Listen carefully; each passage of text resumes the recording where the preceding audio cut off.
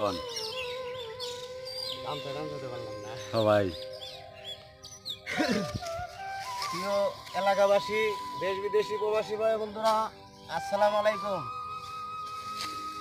দেখেন এই যে কৃষক করে কিরকম ধানের ক্ষয়ক্ষতি হয়েছে জ্বরে।